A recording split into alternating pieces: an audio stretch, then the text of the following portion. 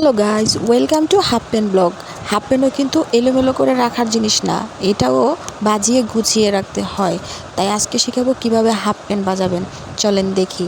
এভাবে হাফ পেনটাকে প্রথমে সোজা করে নেবেন, মিল করে নেবেন, দেখবেন চারো সাইড ঠিক আছে কিনা।